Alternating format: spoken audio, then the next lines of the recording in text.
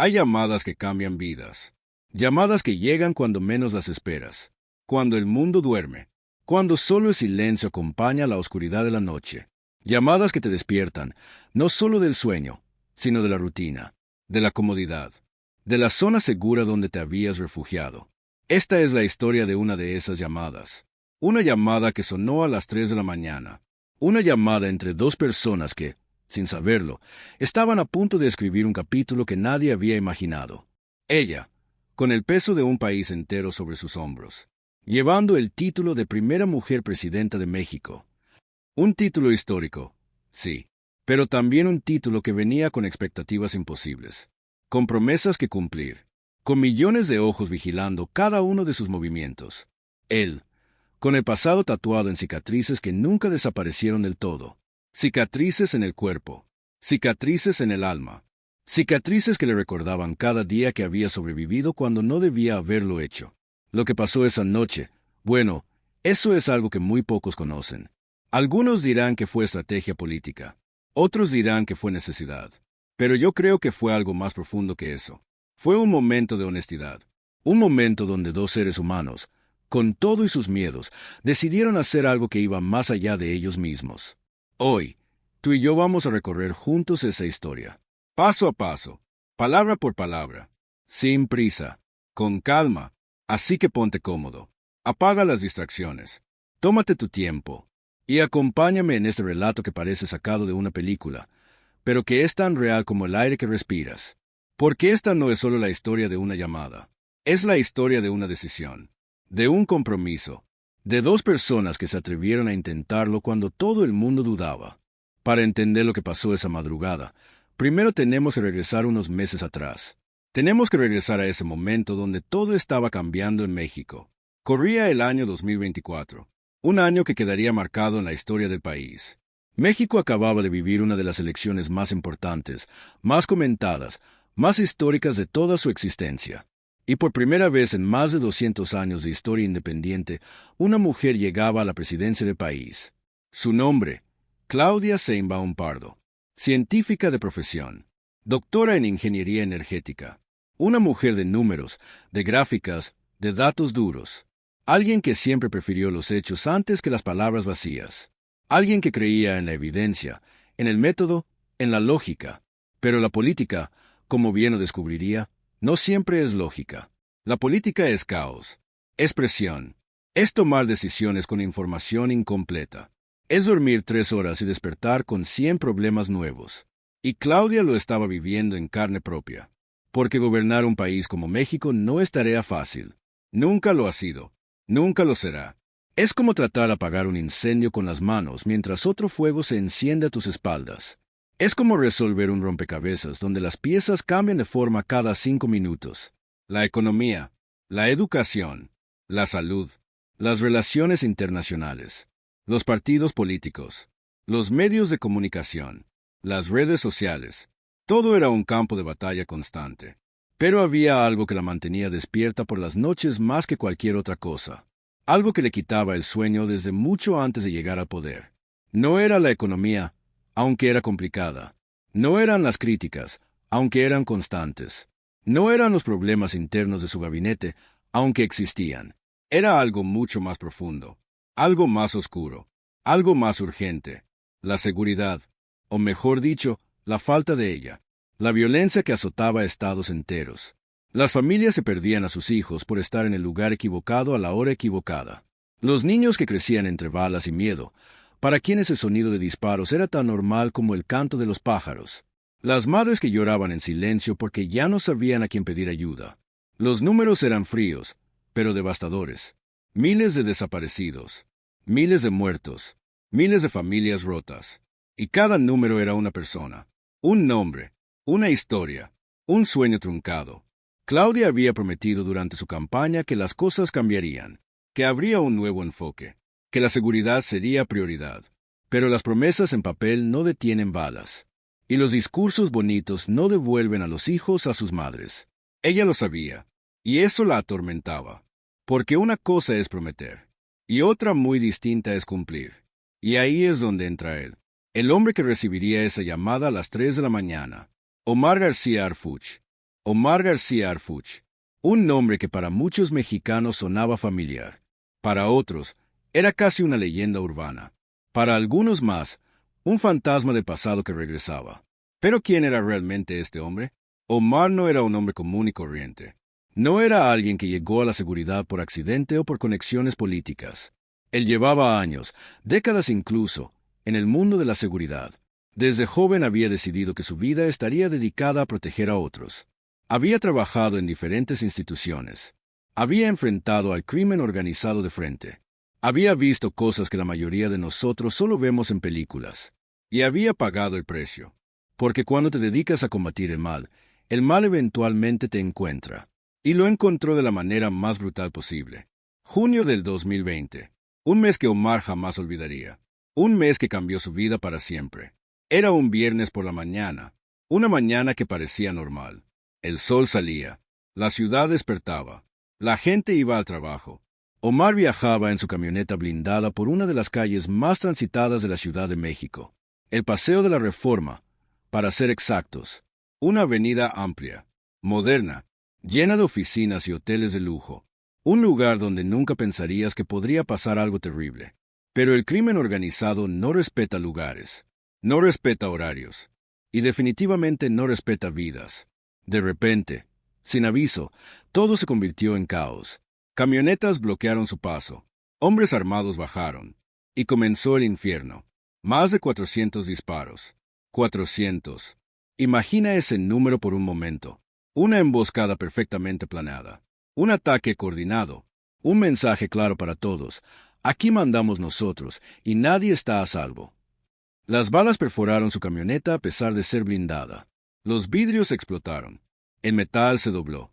Y Omar recibió 3 impactos directos. 3 balazos que debieron haberlo matado ahí mismo. Pero no lo mataron. De alguna manera, de alguna forma que ni los médicos podían explicar completamente, Omar sobrevivió. Sus escoltas también fueron heridos. Uno de ellos perdió la vida protegiéndolo. Las imágenes de ese día dieron la vuelta al mundo. La camioneta destrozada. La sangre en el pavimento. El caos total. Y mientras Omar era llevado de emergencia al hospital, los doctores no estaban seguros si lo lograrían. Había perdido mucha sangre. Tenía heridas graves. Su cuerpo estaba en shock. Pero Omar era un luchador. Siempre lo había sido. Pasó semanas en el hospital. Cirugías. Rehabilitación. Dolor constante. Y cuando finalmente pudo caminar de nuevo, cuando finalmente pudo regresar a su casa, ya no era el mismo hombre. Porque cuando miras a la muerte a los ojos, cuando sientes que tu último momento ha llegado, cuando escuchas a tu familia llorar pensando que te han perdido, algo cambia dentro de ti, algo profundo, algo permanente. Algunos se habrían rendido, algunos habrían dicho ya fue suficiente, me retiro. Pero no Omar, él hizo algo diferente. Decidió que si la vida le había dado una segunda oportunidad, no podía desperdiciarla. Decidió que esas cicatrices serían recordatorios, no de su derrota, sino de su propósito, y decidió que seguiría luchando, no por venganza, no por orgullo, sino porque afuera había familias que necesitaban protección, niños que merecían crecer sin miedo, madres que merecían ver a sus hijos regresar a casa. Y desde ese día, su vida ya no fue la misma. Se volvió más cauteloso, sí, pero también más determinado. Se volvió más serio, sí, pero también más comprometido. Porque ahora sabía algo que muchos olvidan. La vida es frágil, y el tiempo es limitado. Y si vas a dedicar tu tiempo a algo, que sea algo que valga la pena. Los primeros meses de gobierno de Claudia Sheinbaum fueron intensos. Esa es la palabra, intensos. Todos esperaban respuestas rápidas. Todos querían soluciones mágicas. Todos querían que de la noche a la mañana todo mejorara. Pero la realidad no funciona así. La realidad es complicada. Es lenta. Es frustrante. Y Claudia lo estaba viviendo en carne propia. Porque la violencia seguía ahí. Latente. Como una sombra que nunca se iba. Cada mañana, cuando llegaba a su oficina, lo primero que hacía era leer los reportes de seguridad. ¿Cuántos homicidios en las últimas 24 horas? ¿Cuántos secuestros? ¿Cuántas desapariciones? Números que se volvían nombres. Nombres que se volvían rostros. Rostros que la perseguían en sus sueños. Y cada vez que veía esos reportes, se preguntaba lo mismo. ¿Qué más puedo hacer? Porque ella tenía un equipo de seguridad, claro. Tenía secretarios, asesores, expertos, gente brillante, gente preparada, gente con las mejores intenciones. Pero había algo que faltaba, algo intangible, algo que no se aprende en las universidades ni en los seminarios. Experiencia de campo, conocimiento de la calle, entender cómo piensa el enemigo, y sobre todo, alguien que no le temiera las consecuencias. Porque el problema con muchas personas en posiciones de poder es que tienen miedo. Miedo a tomar decisiones difíciles, miedo a las críticas, miedo a arriesgar su carrera. Y Claudia necesitaba a alguien que ya no tuviera nada que perder, alguien que ya hubiera mirado a la muerte a los ojos, alguien que entendiera que algunos trabajos no se hacen por dinero o por fama, sino por convicción. Y su mente volvía, una y otra vez, al mismo nombre, Omar García Harfuch. Había leído su historial completo, sus logros, sus estrategias, sus resultados, pero también había leído sobre el atentado, sobre cómo había sobrevivido, sobre cómo había regresado al trabajo apenas unos meses después. Y eso le decía algo importante sobre quién era él. Pero no era una decisión fácil. Para nada, porque Omar venía del gobierno anterior, del sexenio de Andrés Manuel López Obrador. Un sexenio que había dividido al país como pocos. Un sexenio de controversias, de decisiones polémicas, de opiniones totalmente encontradas. Algunos lo amaban, otros lo odiaban, pero nadie era indiferente. Y nombrar a alguien de ese gobierno sería arriesgado, sería polémico, sería dar munición a sus críticos, sería poner en juego su propia imagen y credibilidad. Los periódicos hablarían, las redes sociales explotarían, sus opositores la atacarían. Pero Claudia no llegó hasta ahí pensando solo en lo seguro. Ella no llegó a ser la primera mujer presidenta de México evitando riesgos. Llegó ahí tomando decisiones difíciles, enfrentando críticas, manteniéndose firme en lo que creía correcto. Y había aprendido algo fundamental en todos esos años de política. A veces, lo correcto no es lo popular, y a veces, lo necesario no es lo fácil. Así que después de días de pensarlo, de darle vueltas, de consultar con muy pocas personas de su absoluta confianza, tomó una decisión. Iba a hablar con él, personalmente, sin intermediarios, sin filtros, sin protocolo. Pero no podía ser en cualquier momento.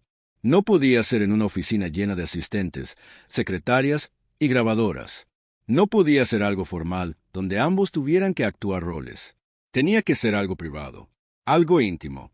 Algo donde pudieran hablar de verdad, de ser humano a ser humano. Y así fue como una noche, mientras revisaba documentos en su despacho de Palacio Nacional, rodeada de silencio y de la historia de un país. Claudia tomó su teléfono personal. Miró el reloj. Eran las 3 de la mañana. La mayoría de las personas estarían dormidas. El mundo estaría en pausa. Era el momento perfecto para una conversación que nadie más debía escuchar. Buscó el número. Respiró hondo. Y marcó. Omar García Harfuch dormía profundamente cuando su teléfono comenzó a vibrar sobre la mesita de noche. No era raro que recibiera llamadas a cualquier hora. Su vida siempre había sido así. Impredecible, urgente, llena de sobresaltos y emergencias. Incluso después del atentado, incluso en su tiempo de recuperación, su teléfono nunca dejaba de sonar. Llamadas de colegas, de su equipo, de periodistas, de amigos preocupados. Así que cuando sintió la vibración, su primera reacción fue casi automática. Estiró la mano en la oscuridad, tomó el teléfono sin abrir completamente los ojos. Pero cuando vio el número en la pantalla, sus ojos se abrieron de golpe. Se incorporó en la cama inmediatamente. No era un número cualquiera. No era una llamada más. Era ese número. El número que muy pocas personas en todo México tenían. El número directo de la presidenta. Su corazón comenzó a latir más rápido. 1000 pensamientos cruzaron su mente en ese instante. ¿Había pasado algo grave? ¿Una emergencia nacional? ¿Un ataque? ¿Una crisis? Se aclaró la garganta, respiró hondo, y contestó con voz firme a pesar de apenas haber despertado. Bueno. Al otro lado de la línea, una voz serena, calmada, pero con un peso que era imposible ignorar. Una voz que reconocería en cualquier parte. Omar, soy Claudia. Perdona la hora. Sé que es tarde, o temprano, según se vea, pero necesito hablar contigo. Omar se quedó en silencio por un segundo, solo un segundo, Pero en ese segundo, 1000 pensamientos más cruzaron su mente. ¿Qué podía querer la presidenta de México llamándolo directamente a las 3 de la mañana? Si fuera una emergencia, habrían llamado otros primero. Su equipo, el gabinete. Esto era personal. Esto era directo. No hay problema, señora presidenta. Para nada. Dígame en qué puedo ayudarle. Hubo una pausa del otro lado. Un silencio breve pero profundo. Como si Claudia estuviera eligiendo cuidadosamente cada palabra. Como si supiera que lo que estaba a punto de decir cambiaría todo. Necesito tu ayuda, Omar. Pero no solo yo. El país te necesita. México te necesita. Esas palabras cayeron como piedras en un lago tranquilo.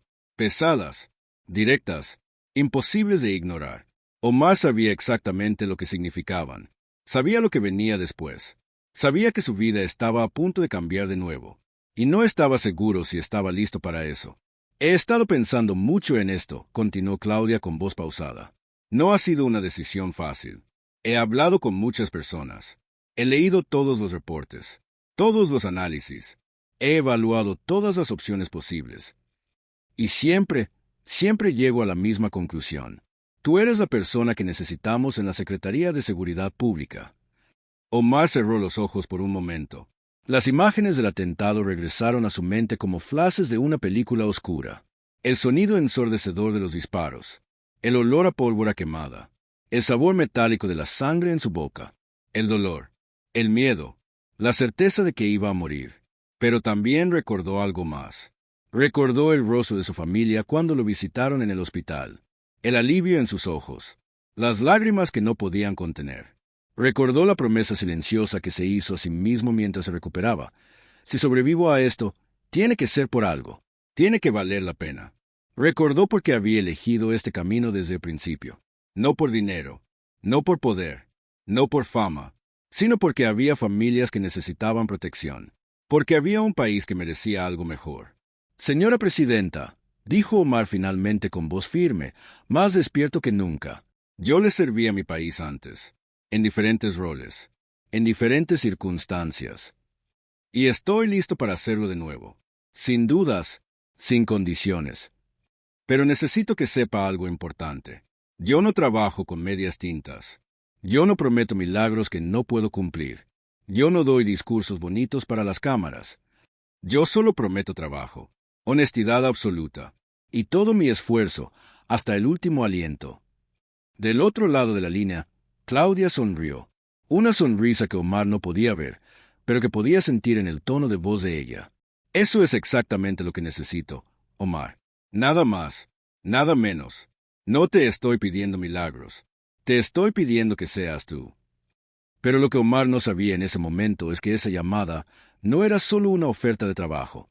Era una prueba de carácter, de intenciones, de verdadera convicción. Porque Claudia había hablado durante semanas con sus asesores más cercanos, con su círculo de confianza, con las personas que la conocían mejor que nadie, y no todos estaban de acuerdo con su decisión. De hecho, la mayoría estaba en contra. Es demasiado polémico, le decían. Viene con demasiado equipaje del pasado. Los medios lo van a destrozar. Tus opositores van a usar esto en tu contra. Hay otras opciones, insistían. Gente nueva. Gente sin historia, gente que no va a traer controversia. Pero Claudia había aprendido algo fundamental. En política, la mayoría de las veces la gente te aconseja basándose en el miedo. Miedo a las críticas, miedo al escándalo, miedo a perder popularidad. Y ella no podía gobernar desde el miedo. Así que decidió hacer algo inusual, algo que sus asesores no esperaban. Decidió confiar en su instinto, en su propia lectura de las personas. Pero también decidió asegurarse. Decidió ponerlo a prueba. Durante esa llamada de madrugada, ella no solo le ofreció el puesto, también le hizo preguntas. Preguntas difíciles, preguntas incómodas, preguntas que iban directo al corazón de lo que significaba servir a un país. Omar, déjame hacerte algunas preguntas. Y necesito que seas completamente honesto conmigo. Más honesto de lo que has sido con nadie. Omar sintió la seriedad en su voz. Adelante, señora presidenta.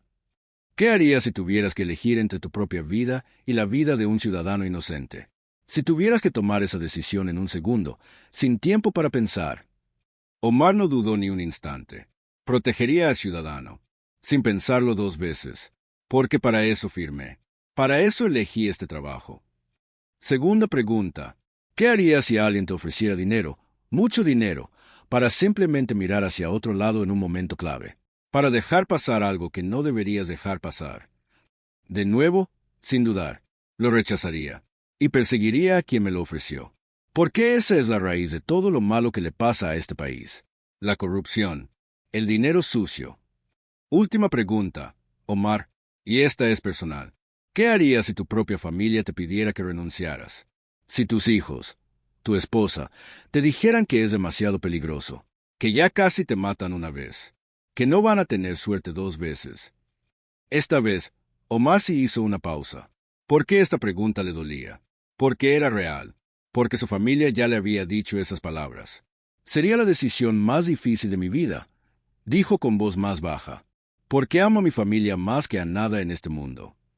Pero también sé que si no hacemos algo, si no intentamos cambiar las cosas, el país donde crecerán mis hijos será cada vez peor, y no quiero que vivan con miedo. Así que, sí, aceptaría el riesgo, porque es la única manera de darles un futuro mejor. Claudia escuchó cada respuesta en silencio, tomando notas mentales, evaluando no solo las palabras, sino el tono, la convicción, la honestidad, y al final, tenía su respuesta. Este no era un hombre buscando poder. No era alguien jugando un papel político.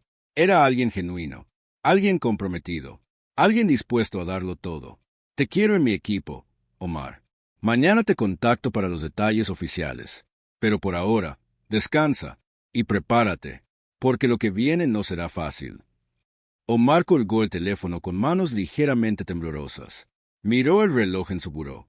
Todavía eran las 3:47 de la mañana, y supo que acababa de cambiar el rumbo de su vida. Otra vez. Los días siguientes fueron un torbellino absoluto.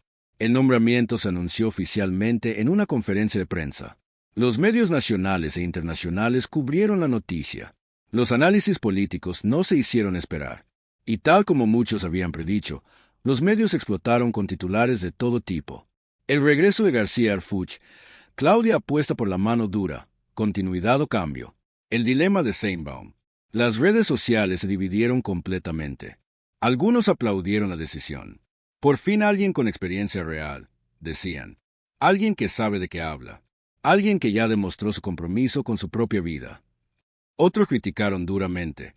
Más de lo mismo argumentaban. Un reciclaje político. Una falta de imaginación. Los debates eran intensos. Las opiniones, polarizadas. Pero algo interesante pasó. Algo que ni los analistas más experimentados habían previsto.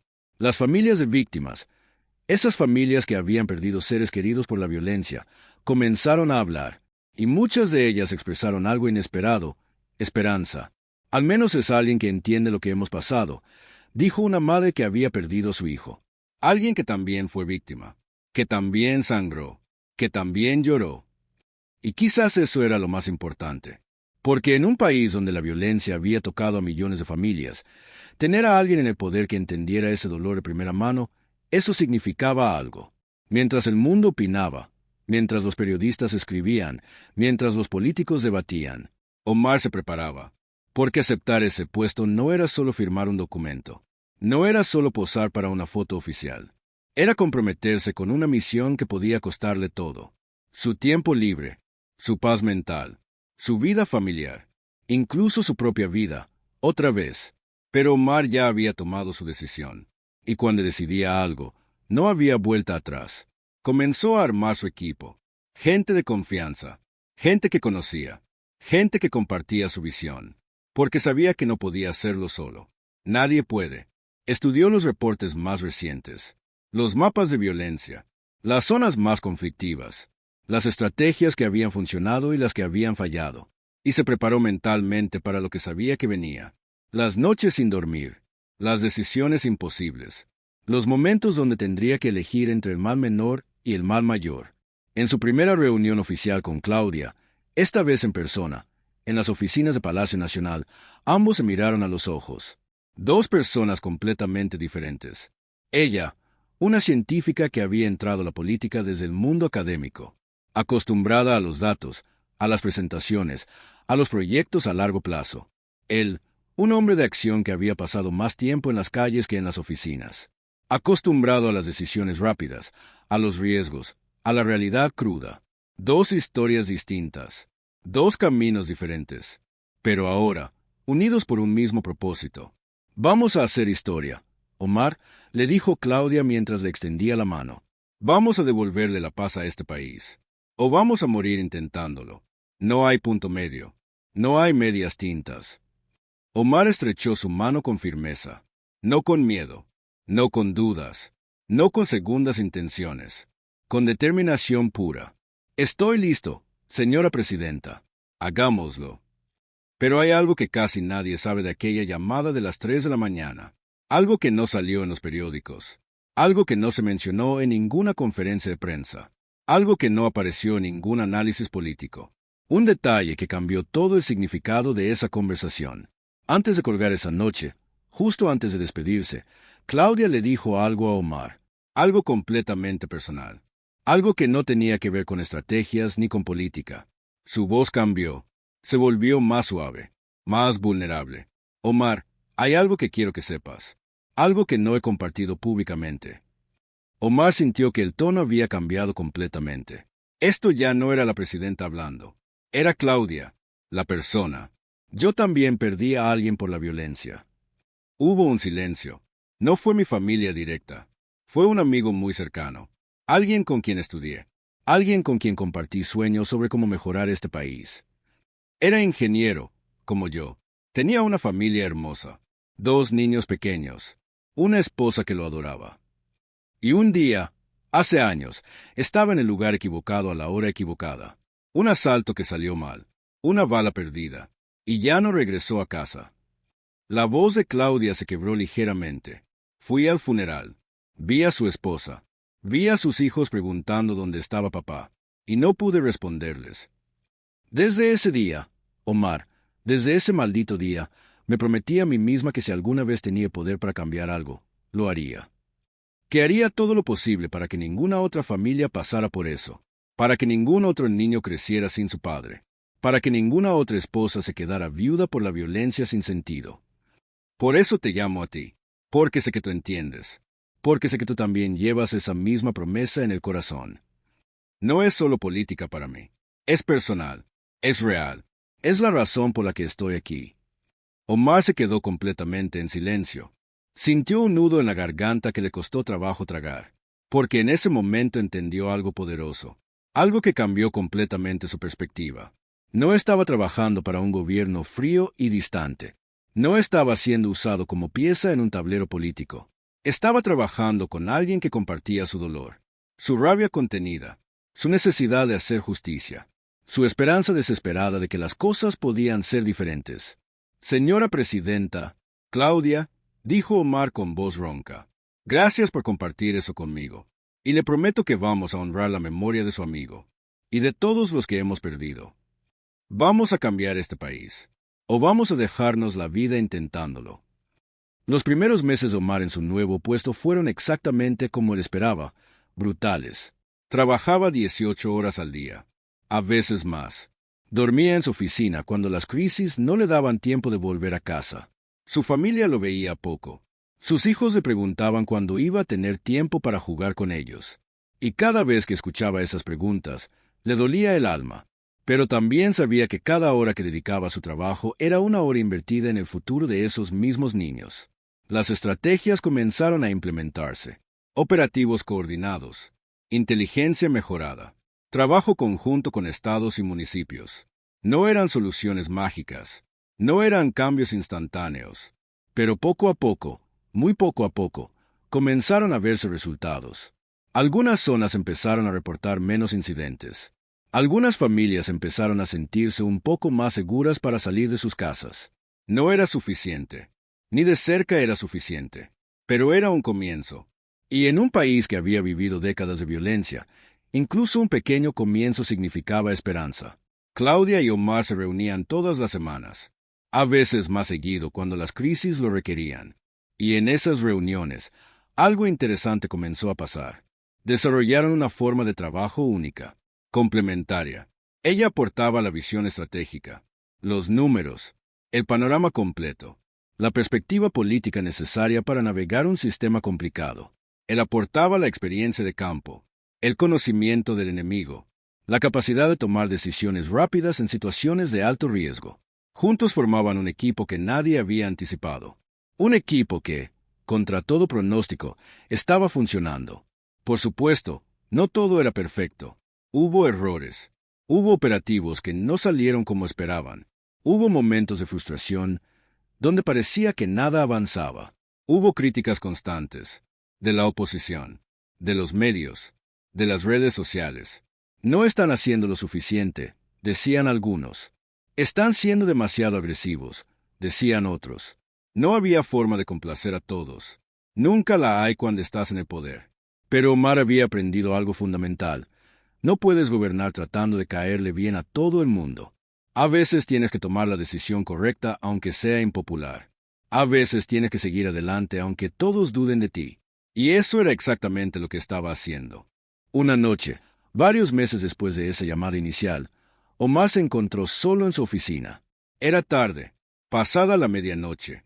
El edificio estaba vacío excepto por algunos guardias de seguridad. Miró por la ventana hacia la ciudad. Miles de luces brillando en la oscuridad.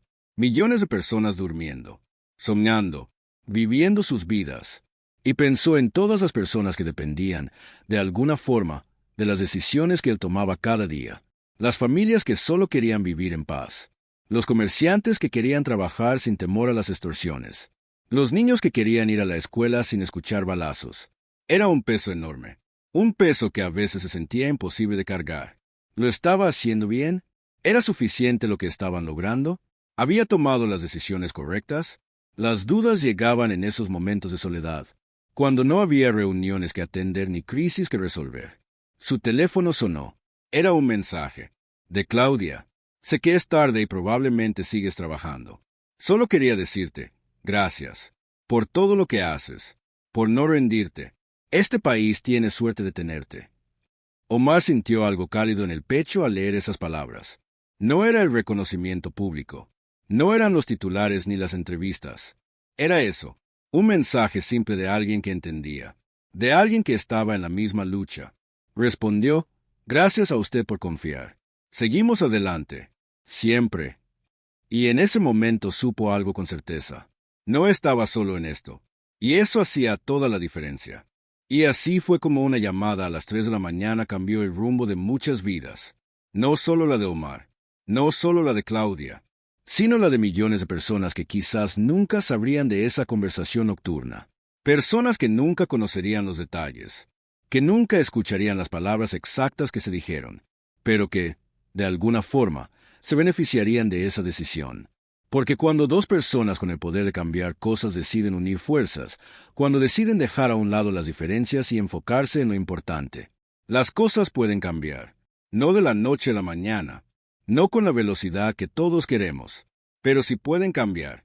Hoy, mientras escuchas esta historia, puede que te preguntes, ¿valió la pena? ¿Realmente esa llamada hizo una diferencia? Y la respuesta, como casi todo en la vida, es complicada. Porque los cambios reales no pasan en semanas ni en meses. A veces toman años. A veces toman generaciones. Las heridas de un país tardan en sanar. Los problemas profundos no tienen soluciones rápidas. La violencia que México ha vivido por décadas no desaparece porque una persona llegue a un puesto, ni siquiera porque 10 personas lleguen. Es un problema de raíces profundas, de causas múltiples, de soluciones complejas. Pero hay algo que sí es cierto. Algo innegable. Esa noche, en esa llamada, se sembró una semilla de esperanza, de compromiso real, de fe en que las cosas pueden ser diferentes. Y aunque las semillas tardan en crecer, aunque necesitan tiempo y cuidado, eventualmente, si las cuidas bien, dan fruto. Lo más importante de esta historia no son los nombres. No es si fue Claudia o si fue Omar. No es si fue en 2024 o en cualquier otro año. Lo importante es el mensaje detrás de todo esto. El mensaje de que el cambio es posible cuando hay voluntad real, cuando hay personas dispuestas a sacrificarse, a trabajar en silencio, a hacer lo correcto aunque no sea aplaudido. Porque mira, todos queremos héroes perfectos. Todos queremos líderes sin errores. Todos queremos soluciones inmediatas. Pero la realidad es más complicada que eso. La realidad es que todos somos humanos. Todos cometemos errores. Todos tenemos limitaciones. Pero eso no significa que no debamos intentarlo. Esa llamada a las 3 de la mañana nos recuerda algo fundamental. Los momentos más importantes de nuestras vidas no siempre llegan con anuncios previos. No siempre llegan en momentos convenientes. A veces llegan en la oscuridad de la noche, cuando estamos cansados, cuando estamos dudando. Y en esos momentos, tenemos una decisión que tomar. ¿Vamos a contestar esa llamada? ¿Vamos a aceptar el desafío? ¿Vamos a dar el paso, aunque tengamos miedo? Porque el miedo es normal. El miedo es humano. Omar tenía miedo. Miedo de fallar. Miedo de defraudar. Miedo de que no fuera suficiente. Pero contestó de todas formas. Claudia tenía miedo. Miedo de tomar la decisión equivocada. Miedo de las críticas. Miedo de no estar a la altura. Pero llamó de todas formas. Y eso, amigos, es el verdadero valor. No la ausencia de miedo, sino la capacidad de actuar a pesar de él. Y tú, que me escuchas ahora mismo, que has llegado hasta el final de este relato, tú también tienes tus propias llamadas que contestar. No literalmente a las 3 de la mañana, no necesariamente de una presidenta o de alguien famoso, pero todos tenemos momentos donde la vida nos pone frente a una decisión. ¿Vamos a ser parte del problema o parte de la solución? ¿Vamos a quedarnos callados cuando vemos injusticias o vamos a alzar la voz? ¿Vamos a rendirnos ante las dificultades o vamos a seguir luchando? Cada uno de nosotros, en nuestro propio espacio, en nuestro propio círculo, tenemos el poder de hacer una diferencia. Quizás no vas a cambiar un país entero. Quizás no vas a salir en las noticias. Quizás nadie va a escribir tu historia. Pero puedes cambiar tu colonia. Puedes ayudar a tu vecino. Puedes apoyar a esa familia que está pasando por dificultades. Puedes ser honesto en tu trabajo. Puedes enseñarle a tus hijos valores correctos. Puedes tratar a los demás con respeto y dignidad. Esas cosas, que parecen pequeñas, son las que realmente construyen un país. No son los políticos los que cambian un país. No son solo los que están en el poder. Somos todos, cada uno de nosotros, con nuestras decisiones diarias. Y cuando millones de personas deciden hacer lo correcto, aunque sea difícil, cuando millones de personas deciden no rendirse, aunque el camino sea largo, cuando millones de personas deciden mantener la esperanza, aunque la oscuridad parezca interminable, ahí es cuando los países realmente cambian. Esa llamada a las 3 de la mañana nos recuerda algo simple pero poderoso, que en la oscuridad más profunda, cuando todo parece imposible, cuando el cansancio nos está venciendo, todavía hay luz. Todavía hay esperanza. Todavía hay razones para seguir adelante. Y que lo único que necesitamos es el valor para contestar cuando el momento llegue. El valor para decir sí, lo voy a intentar. El valor para levantarnos una vez más, aunque ya nos hayamos caído 1000 veces. El valor para creer que mañana puede ser mejor que hoy. Así que la próxima vez que te sientas abrumado por los problemas del país, la próxima vez que pienses que nada puede cambiar, la próxima vez que sientas que tu voz no importa o que tus acciones no hacen diferencia, recuerda esta historia. Recuerda que los grandes cambios empiezan con decisiones pequeñas, con llamadas a las 3 de la mañana, con personas dispuestas a intentarlo. Y pregúntate, ¿cuál es mi llamada? ¿Cuál es mi momento? ¿Qué puedo hacer yo, desde donde estoy, con lo que tengo? Porque todos tenemos algo que aportar. Todos tenemos un papel que jugar. Y juntos, paso a paso, decisión por decisión, día tras día, podemos construir el país que todos merecemos. Un país donde los niños crezcan sin miedo, donde las madres no lloren por sus hijos, donde las familias vivan en paz, donde la esperanza sea más fuerte que el miedo. Ese es el país por el que vale la pena luchar. Ese es el país que Claudia y Omar, cada uno a su manera, están tratando de construir. Y ese es el país que tú y yo podemos ayudar a crear. Gracias por acompañarme en este relato, por tu tiempo, por tu atención, por llegar hasta aquí. Recuerda, en algún lugar, en este mismo momento, alguien está tomando una decisión que cambiará vidas. Quizás ese alguien seas tú. Hasta la próxima historia, amigos, y que nunca perdamos la capacidad de creer en un mañana mejor.